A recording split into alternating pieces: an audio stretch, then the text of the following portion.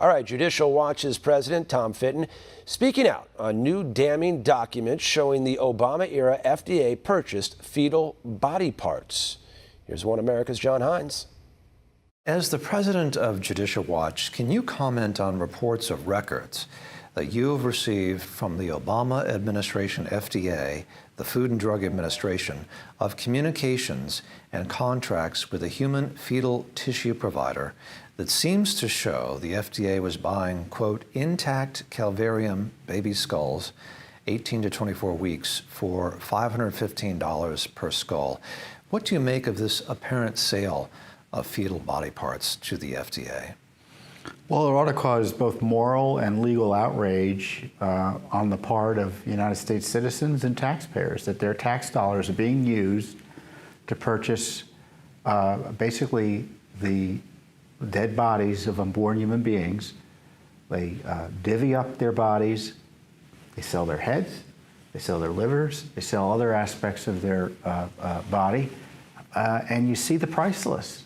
Another interesting bit of information you uncovered, also stating here, documents, quote, documents previously uncovered in this lawsuit, according to your press release, that the federal government demanded the purchased fetal organs be, quote, fresh, never frozen.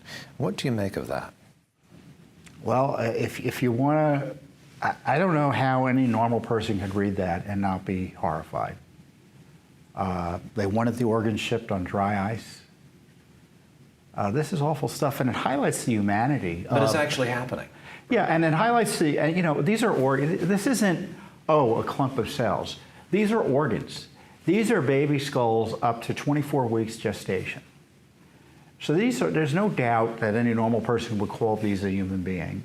And indeed, their organs are being sold, chopped up and sold. And, you know, we have other documents in another lawsuit that we filed on behalf of the Center for Medical Progress that showed a massive operation in the University of Pittsburgh, again, funded with our tax dollars. Fauci's agency was involved in it as well, so Fauci should be asked about his agency support, in addition to gain-of-function research, chopping up organs. It was a fetal organ chop shop.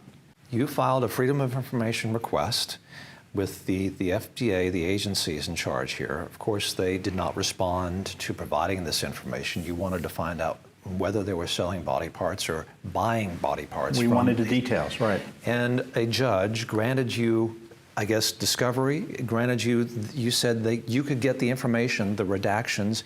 There were redactions, you got those redactions taken away, you got the information, and the information you found reveals that the FDA was buying human body parts, fetal tissue, from a fetal tissue provider, and including human heads, which they were paying $515 to procure. Is that?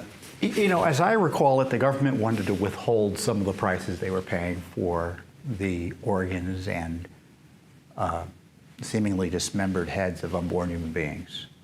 And the court said, you can't do that. And we have a separate lawsuit that involves NIH and NIAID, the Fauci agency, that showed they were having almost a one-shop, as I say, you know, a one-stop shop operation at the University of Pittsburgh. And the documents raise questions about whether the aborted human beings were still alive when the organs were taken from them. The Obama administration obviously was involved in this. The Trump administration figured out what was happening and shut it down. But now it's reported that the Biden administration is prepared to open up the spigot again to fund this sort of barbarism. What should someone think about this if they're learning about this for the first time? It just seems like it's sort of jaw-dropping, don't you think? You know, John, I've been doing this work at Judicial Watch for 23 years. These are the worst documents about government conduct I've ever seen in my life. It's a barbarism that you know, we should all be terribly concerned about, and it should be a priority in terms of investigating how this is being done, why it was done, whether it violated the law, and making sure it stops. Tom Fitton, president of Judicial Watch, thank you very much for talking to us on One American News, sir. You're welcome. Thank you.